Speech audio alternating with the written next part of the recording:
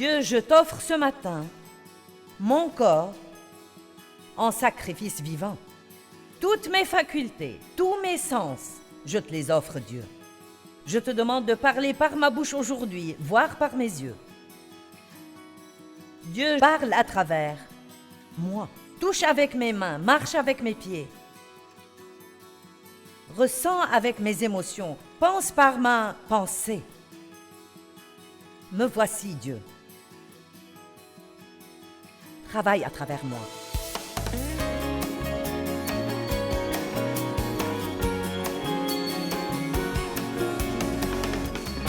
Un de mes buts est de nous aider, chacun de nous, à arriver au stade où nous avons l'esprit tourné selon Dieu, où nous avons vraiment la révélation que Christ vit à l'intérieur de nous, que nous sommes la maison de Dieu.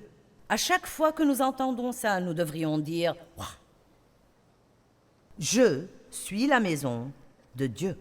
Colossiens 1, 27 dit « La glorieuse richesse de ce mystère, c'est Christ en nous, l'espérance de la gloire. » Je crois que Jésus est venu vivre en nous parce que nous n'avons aucune chance d'espérer vivre la vie qu'il veut que nous vivions si sa présence n'est pas en nous en permanence pour nous fortifier, nous enseigner, nous donner la sagesse, nous donner la force de faire ce qu'il nous demande de faire. Quoi que Dieu vous demande de faire, vous pouvez le faire. Il va probablement vous demander de faire quelque chose que vous ne voulez pas faire, mais il ne vous demandera pas de faire quelque chose que vous ne pouvez pas faire.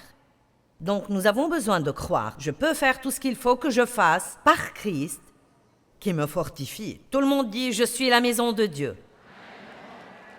Regardons deux passages de l'Écriture. 1 Jean 3, 24. Et je suggère que vous notiez ces passages. Lisez-les à la maison chaque jour. Méditez-les jusqu'à ce que vous ayez vraiment la révélation que vous êtes la maison de Dieu.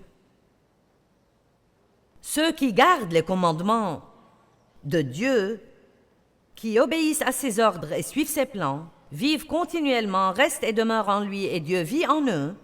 Ils laissent Christ devenir une maison pour eux et ils sont la maison de Christ. Ils sont une maison pour Dieu et il est une maison pour eux. 1 Corinthiens 6, 19. Ne savez-vous pas que votre corps est le temple, le véritable sanctuaire du Saint-Esprit qui vit, où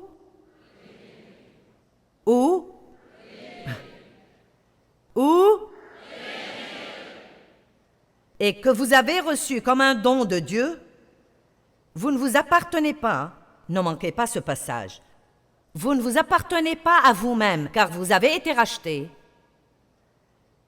à grand prix, achetés pour une valeur élevée et dûment payés, devenus siens. C'est pourquoi honorez Dieu et rendez-lui gloire dans votre corps. J'encourage assez souvent les gens à prendre soin d'eux-mêmes. Prenez soin de vous physiquement, prenez soin de vous mentalement. Vivez une vie équilibrée. Je pense qu'il est important qu'en tant que maison de Dieu, nous paraissions au mieux que nous pouvons, ayons la meilleure santé que nous pouvons avoir, ayons un sourire sur notre visage, au lieu d'avoir tout le temps une attitude de déprimé. Il arrive que vous n'arriviez pas à ne pas vous sentir mal, mais il y a des choses que nous pouvons faire et il faut faire ce que nous pouvons pour honorer Dieu dans nos corps. Pourquoi est-ce important pour moi au point que j'y passe 4 enseignements entiers ici à Atlanta et les diffuse à la télévision tout autour du monde? Pourquoi est-ce si important pour moi de vous faire méditer et comprendre que vous êtes la maison de Dieu?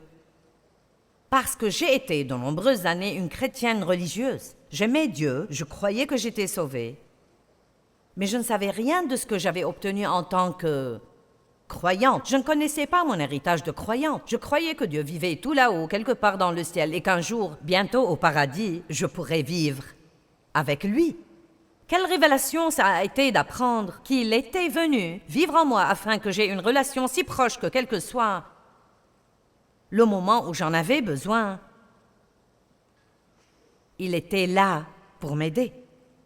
Ça, c'est pour moi plutôt énorme. Je veux dire que quelqu'un soit désireux, en particulier quelqu'un comme Dieu, soit désireux pour ma vie tout entière, non mais chaque seconde de chaque moment de ma vie entière, désireux d'être aussi proche de moi, pour venir à mon aide. Je pense que c'est quelque chose qui devrait nous enthousiasmer et nous émerveiller. Je pense que parfois nous nous habituons à ce que Dieu a fait pour nous et ça ne nous émerveille plus. Il y a quelques mois, je disais à Dieu, tu sais, j'aimerais que tu fasses certaines des choses merveilleuses que tu faisais quand j'ai commencé à être rempli du Saint-Esprit. Et tu sais, cette époque me manque et immédiatement la réponse m'est venue à l'esprit. Je fais des choses tout le temps, tu t'es juste habitué et donc elles ne t'émerveillent plus. Et combien c'est vrai! J'ai même pensé écrire un livre intitulé « Émerveillement ». Combien nous avons besoin de rester émerveillés. Je lis le livre d'un homme qui s'appelle A.B. Simpson. Il est allé pour être avec le Seigneur il y a 100 ans, et il disait qu'un des premiers signes d'une vie remplie de l'esprit est l'enthousiasme. L'enthousiasme, nous devrions être époustouflés par Dieu. Et je pense qu'une des choses qui est toujours plus importante, je l'ai reçue récemment dans mon cœur et j'ai médité et réfléchi dessus. C'est comme cela que les choses deviennent plus importantes pour chacun. C'est que nous sommes la maison de Dieu, que Dieu vit en nous.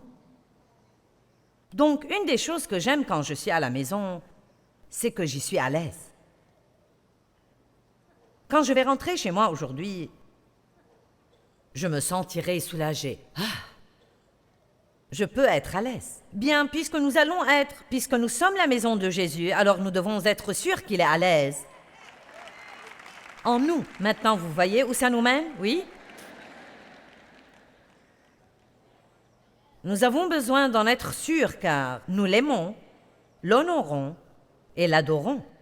Mais deuxièmement, nous devons en être sûrs car si Dieu en nous n'est pas à l'aise, alors à ce moment-là, nous ne serons pas à l'aise non plus. Je pense que beaucoup de gens ne se sentent pas bien. Quelque chose les gêne. Ils ne peuvent pas mettre le doigt dessus. Ils ne savent pas exactement ce que c'est. Ils sentent une lourdeur. Ils sont de mauvaise humeur. Qui est d'accord? Je pense que c'est parce que le Saint-Esprit qui vit en eux est attristé par quelque chose qu'ils font, à cause d'une attitude qu'ils ont, la façon dont ils ont parlé à quelqu'un, sans même réaliser ce qu'ils faisaient, sans jamais penser à se repentir. Et donc le Saint-Esprit est attristé, et donc cette personne est attristée. Quand nous nous sentons comme cela, nous devrions nous arrêter un moment et juste dire « Dieu, y a-t-il quelque chose que j'ai fait qui attriste ton Esprit Saint ?» Peut-être qu'il n'y a rien, ne faites pas la chasse aux sorcières chaque fois que vous avez un coup de mou.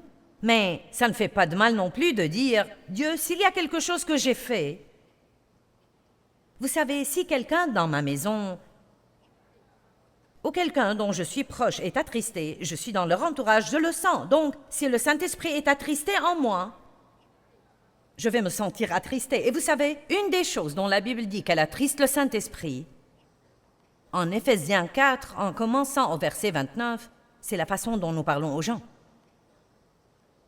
La façon dont nous parlons aux gens. Regardons Éphésiens 4, 29. Nous ne voulons pas rater cette opportunité. Je veux que Dieu soit content en moi, comme ça je peux me sentir contente. J'ai quelques personnes ici qui sont d'accord avec moi, donc c'est super.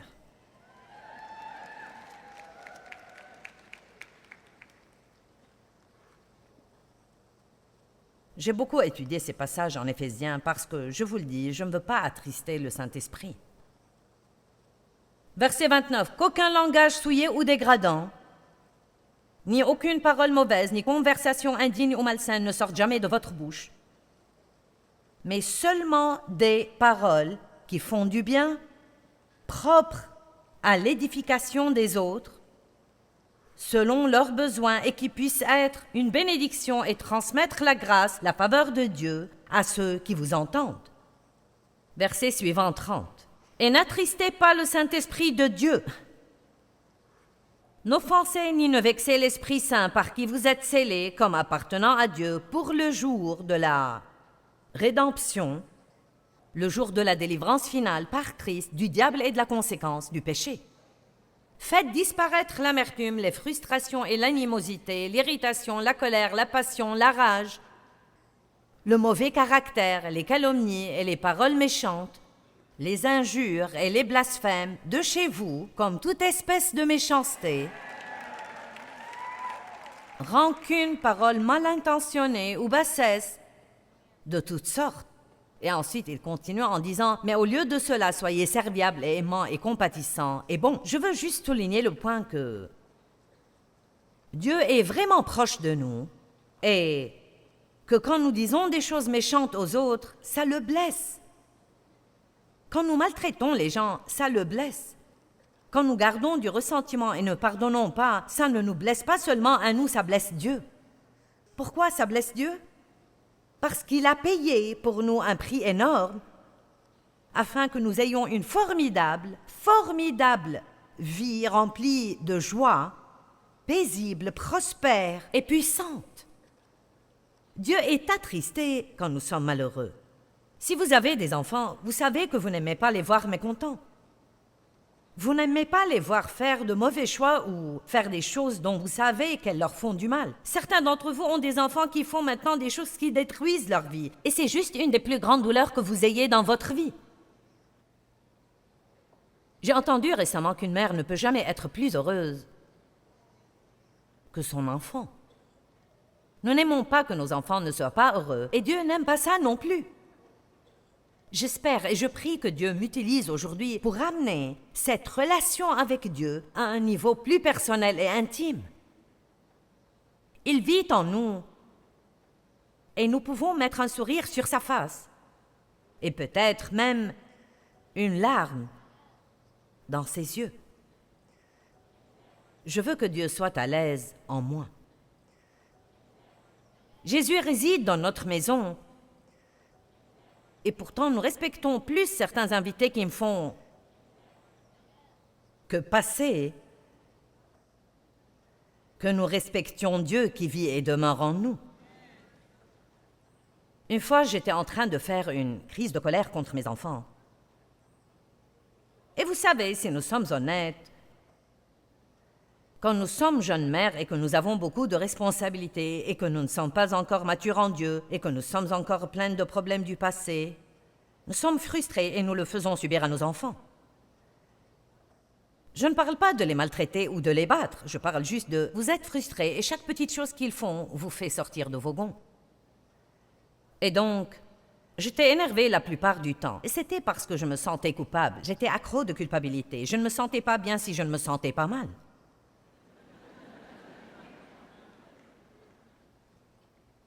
Et donc, je disais à mes enfants d'aller jouer, puis je leur disais « Rangez ces jouets, rangez ce désordre ». Je croyais que jouer voulait dire se tenir comme ça dans un coin et dire « Oui maman, oui maman, oui maman ».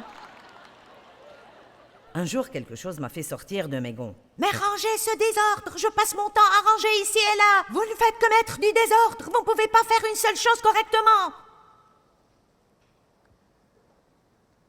Et puis après ma petite crise, je disais « Désolé Dieu, je suis tellement désolée Dieu, je ne peux pas m'en empêcher. » Est-ce que quelqu'un connaît ça? Et j'étais désolée et je pensais vraiment que je ne pouvais pas m'en empêcher. Nous pouvons nous empêcher de faire beaucoup de choses.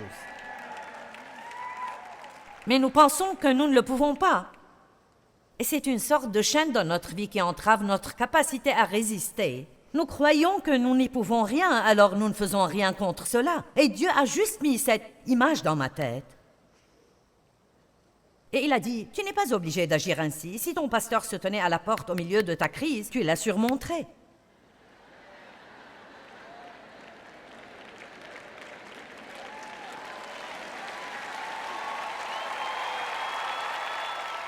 Je veux dire, j'aurais répondu à la porte, loué soit le Seigneur. Gloire à Dieu, je suis très contente de te voir.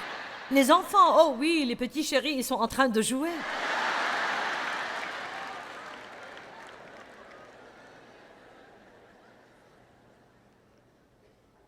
Mais le fait est que notre très grand prêtre Jésus,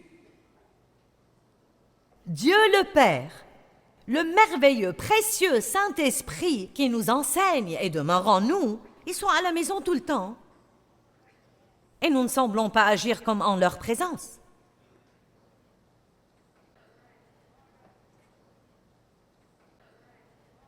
Dieu, je prie que tu mettes une double portion d'onction sur ce message et que les gens les comprennent, que je le comprenne, que nous le comprenions tous, que les gens qui regardent la télé le comprennent. Dieu voit tout ce que nous faisons, il voit tout. Il entend tout ce que nous entendons. Nous ne le laissons pas à l'église le dimanche matin.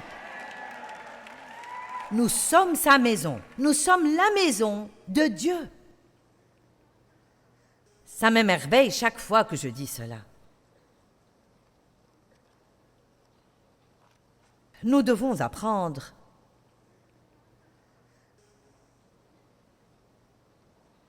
que Dieu est tout. Tout est au sujet de Dieu.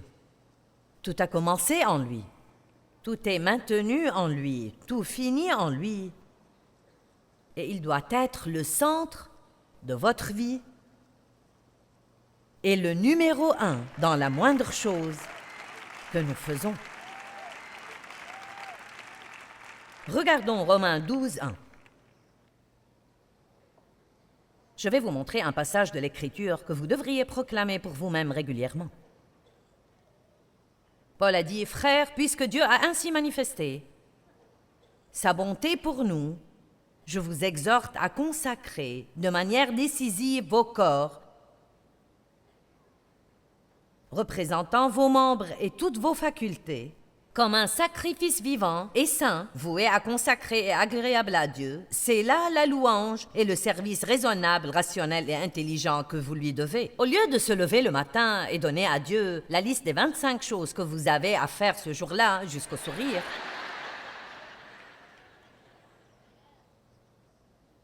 au lieu de cela, pourquoi ne pas commencer avec Psaume 25:1 « Seigneur, devant toi, je présente ma vie » et ensuite continuer avec Romains 12 « Dieu, je t'offre ce matin mon corps en sacrifice vivant.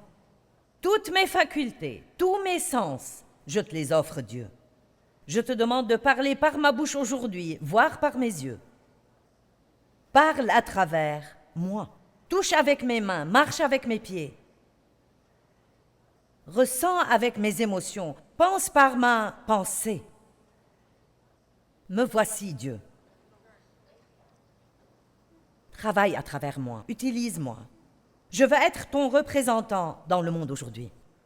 Père, quand je passe la porte de chez moi, je voudrais que les gens ressentent, après m'avoir vu, qu'ils ont vu Jésus. Merci, Père. Vous savez, Dieu est si impersonnel et si irréel pour tant de monde. Et tant de gens dans le monde aujourd'hui sont dans un état si triste et pathétique. Je suis si reconnaissante de ce que je sais grâce à toutes ces années d'études de la Bible, parce que la connaissance nous garde d'être trompés. Beaucoup de gens sont allés à l'église et ont été déçus par une expérience religieuse ou par des gens religieux qui les jugeaient et les critiquaient.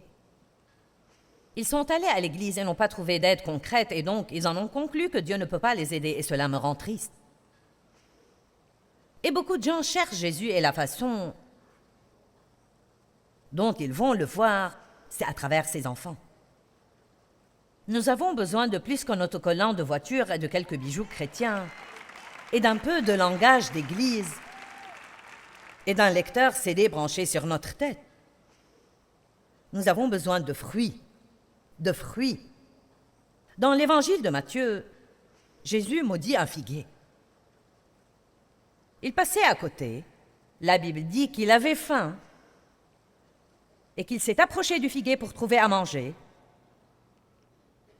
Mais il n'y avait rien que des feuilles. Et si vous étudiez, vous verrez qu'un figuier, quand il a des feuilles, il a toujours des fruits sous ses feuilles. Bien, je vois tous nos falbalas chrétiens comme des feuilles. Et donc, souvent, les gens viennent à nous en cherchant des fruits parce que nous avons un autocollant de voiture. Nous avons la croix autour du cou. Nous avons la bouche remplie de « Loué soit le Seigneur, merci Jésus ». Nous allons à l'église chaque dimanche, mais voilà qu'ils arrivent, ils ont faim, ils ont des besoins et ils ne trouvent pas de fruits. Jésus a maudit le figuier parce que c'était un faux.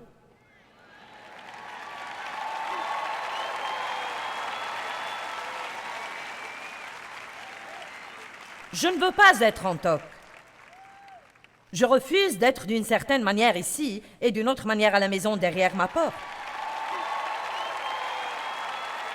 J'avais une certaine attitude à l'église et une autre différente chez moi. Dave et moi, nous nous disputions pendant le chemin vers l'église. Mais quand nous arrivions à la porte, loué soit le Seigneur. Répugnant. Je peux me revoir regardant les paroles sur l'écran, les mains levées, articulant la chanson « Je te soumets tout », en étant en colère contre Dave et en pensant, alors que je chantais, « S'il croit que je vais lui cuisiner quelque chose à manger aujourd'hui, il va voir. »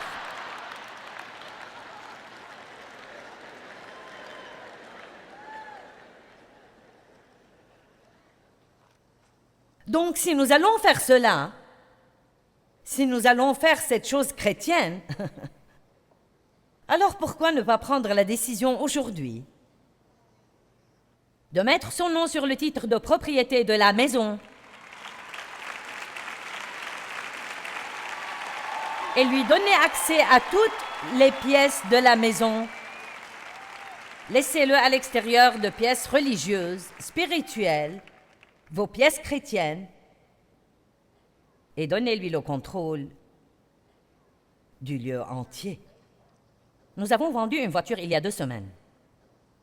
Et nous avons pris l'acte de propriété. Un de nos enfants est allé le chercher et nous avons dû signer l'acte de cession au nom du nouveau propriétaire. Vous voyez, certains de vous ont eu le nouveau propriétaire mais n'ont pas encore signé l'acte. Et ça ne me dérangeait pas si vous rentriez chez vous et preniez la peine de vous asseoir, agissiez comme un petit enfant, dessiniez un contrat, un petit acte de propriété de votre vie, et le signiez en disant « Dieu, me voici. Tu me prends et tu fais avec moi ce que tu veux. Me voici, je suis complètement à toi, plus de religieux, de contrefaçon. »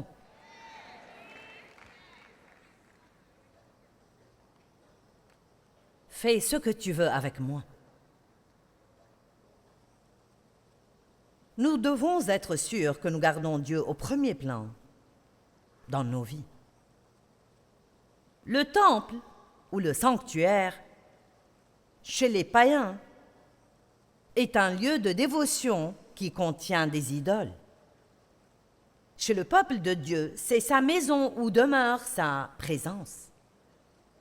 Nous sommes le sanctuaire de Dieu. Est-ce qu'un chrétien peut aussi adorer des idoles? Oui. Vous dites, attends, je ne ferai pas ça. Absolument n'importe quoi peut devenir une idole. Je dois vous dire qu'il y a eu un temps dans ma vie où ce ministère est devenu vraiment une idole pour moi.